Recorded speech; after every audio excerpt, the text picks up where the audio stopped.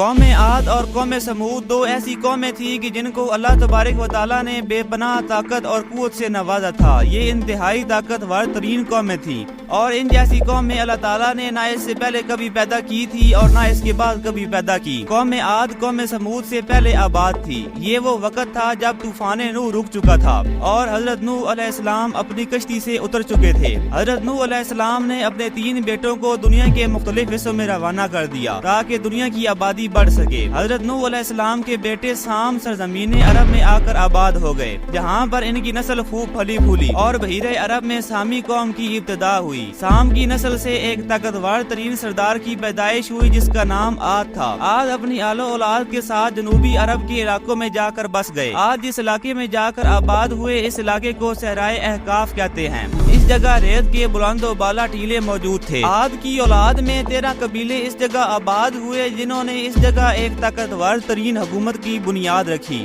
قوم عاد اس جگہ تقریباً 1500 سال تک آباد رہے۔ جب قوم عاد اس صحرا میں آ کر آباد ہوئے تھے تو یہ ایک بنجر صحرا تھا، لیکن قوم عاد نے اپنے زور بازو کے دم پر اس انتہائی خوبصورت اور سرسبز و شاداب علاقے میں بدل دیا۔ قوم عاد انتہائی قدآور اور طاقتور قوم تھی۔ ان کے جسم کھجور کے درخت کے تنے کی مانند مضبوط تھے۔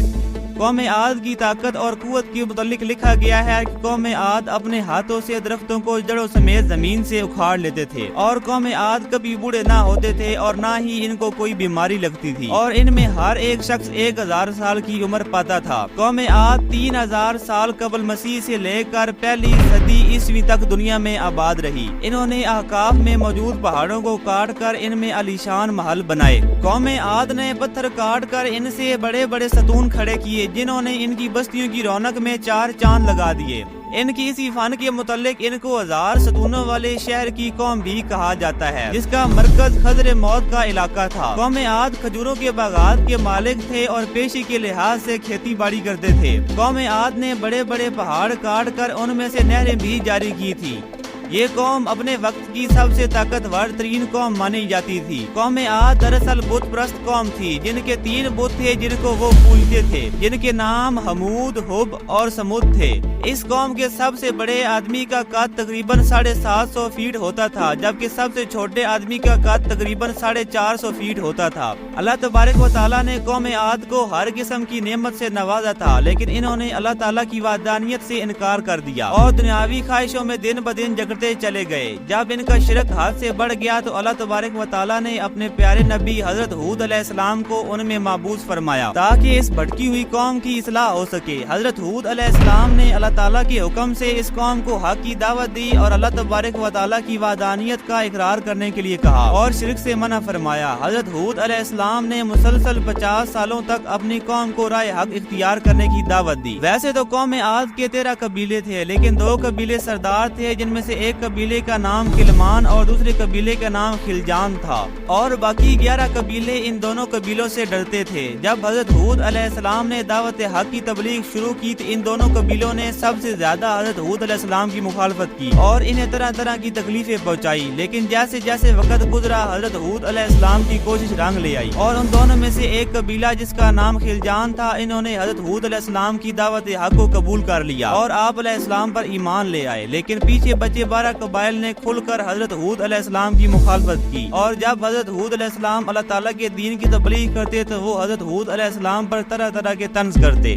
اور حضرت ہود علیہ السلام کو کہتے کہ ہمارے خداؤں میں سے کسی خدا نے معاذ اللہ تمہاری عقل خراب کر دی ہے، ہم اپنے باپ داداؤں کا دین چھوڑ کر تمہارا ساتھ کیوں دیں؟ اور دوسری قوموں کی طرح یہ بھی حضرت ہود علیہ السلام کو کہتے کہ ہم پر اللہ تعالیٰ کا عذاب لے کر آؤ اگر تم سچے ہو تو، اور انہوں نے اللہ کے نبی حضرت ہود علیہ السلام کو جھٹلایا اور خود اپنے لیے عذاب الہی طلب کیا۔ یہ حضرت ہود علیہ السلام کو کہتے کہ اگر کوئی ہم سے زیادہ طاقتور ہے تو اسے ہمارے سامنے لے کر آؤ۔ اسی کی انہی تکبر کے متعلق اللہ تبارک و تعالیٰ قرآن پاک میں ارشاد فرماتا ہے، اور وہ جو عاد تھے انہوں نے زمین میں ناحق تکبر کیا اور بولے ہم سے زیادہ کس کا زور، لیکن ان کے ذہن میں یہ بات نہ آئی کہ جس اللہ تعالیٰ نے انہیں پیدا کیا وہ انہیں تباہ و برباد بھی کر سکتا ہے۔ جب قوم عاد کی گستاخیاں حد سے بڑھنے لگی اور وہ واضح شرک کرنے لگے اور بار بار اللہ تعالیٰ سے عذاب مانگنے لگے اور حضرت ہود علیہ السلام کو جھٹلانے لگے تو اللہ تبارک و تعالیٰ نے قوم عاد کے حق میں عذاب دینے کا فیصلہ سنا دیا اور اللہ تبارک و تعالیٰ نے بارش برسانے والے فرشتوں کو حکم دیا کہ قوم عاد کے علاقے میں بارشیں برسانی بند کر دی جائیں، اور پانی چلانے والے فرشتوں کو حکم دیا کہ قوم عاد کے علاقے میں پانی کو خشک کر دیا جائے۔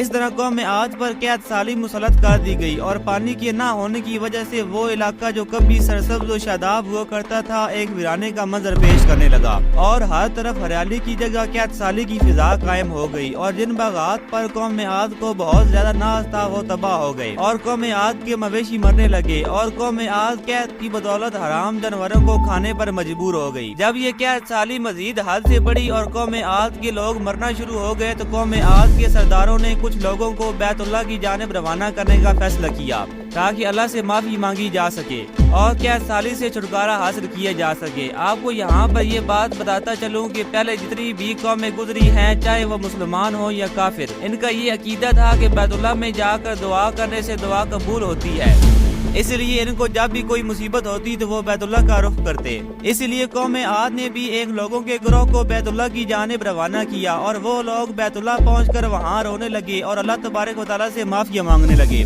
اس وقت ان لوگوں کے سامنے دو بادلوں کو پیش کیا گیا، ایک سیاہ اور دوسرا سرخ، اور ان سے ایک بادل کو چننے کے لیے کہا گیا۔ یہ لوگ آپس میں مشورہ کرنے لگے کہ لال بادل تو خالی ہوتا ہے جبکہ سیاہ بادل بارش برساتا ہے۔ اس طرح ان لوگوں نے سیاہ بادل کا انتخاب کیا اور انہیں حکم ہوا کہ تم اپنے قبیلے کی جانب واپس لوٹ جاؤ، یہ بادل تمہارے پیچھے پیچھے آئے گا۔ وہ لوگ خوشی خوشی اپنے قبیلے کی جانب بڑھنے لگے۔ وہ لوگ جیسے جیسے قبیلے کی جانب بڑھنے لگے ویسے ویسے وہ سیاہ بادل بھی ان کے پیچھے پیچھے آتا گیا۔ اس طرح جیسے یہ لوگ اپنے قبیلے کے پاس پہنچے تو وہاں قبیلے والوں نے سیاہ بادل اپنی جانب بڑھتے دیکھا تو وہ خوش ہو گئے اور کہنے لگی ہم پر خوب بارشیں ہوں گی اور ہماری فصلیں دوبارہ سرسبز و شاداب ہو جائیں گی اور ہمارے باغات پھر سے کھل اٹھیں گے۔ لیکن یہ لوگ یہ نہیں جانتے تھے کہ یہ عذاب الہی ہے۔ ادھر عذاب الہی ان کی جانب بڑھ رہا تھا اور دوسری جانب اللہ تعالیٰ نے اپنے پیارے نبی حضرت ہود علیہ السلام کو حکم دیا کہ اپنی قوم کو لے کر اس بستی سے نکل جائیں کہ اللہ تعالیٰ اس قوم کے نافرمان لوگوں پر دردناک عذاب نازل فرمانے والا ہے۔ چنانچہ حضرت ہود علیہ السلام اپنے لوگوں کو لے کر اس بستی سے باہر نکل گئے۔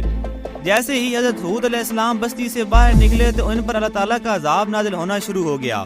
وہ سیاہ بادل مزید سیاہ ہو گئے اور دیکھتے ہی دیکھتے ایک زبردست آندھی کی شکل اختیار کر گئے۔ اس آندھی نے قوم عاد کی کافروں کے دلوں کو ہلا کر رکھ دیا اور ان کے وہ ستون جن پر ان کو ناز تھا ان کو تباہ و برباد کر دیا۔ 750 فٹ کے ان انسانوں کو آندھی نے تنکوں کی طرح اڑا دیا۔ اس طوفان کی ہوا قوم عاد کے لوگوں کے سروں سے اس طرح ٹکراتی تھی کہ ان کے دماغ ان کے چہروں پر لٹک جاتے تھے۔ اس آندھی نے قوم عاد کے بڑے بڑے سرداروں کو اٹھا اٹھا کر پٹکا اور قوم عاد کے عظیم الشان محلات کو اس آندھی نے خاک میں ملا دیا۔ اللہ تعالیٰ کی طرف سے نازل ہونے والا یہ طوفان مسلسل 7 راتوں اور 8 دنوں تک جاری رہا اور اس عذاب نے قوم عاد کو نیست و نابود کر دیا۔ احقاف کا وہ علاقہ جہاں بڑے بڑے محلات اور خوبصورت کھیت ہوا کرتے تھے چند دنوں میں کھنڈر کا منظر پیش کرنے لگا اور قوم عاد کا وجود صفحہ ہستی سے مٹ گیا۔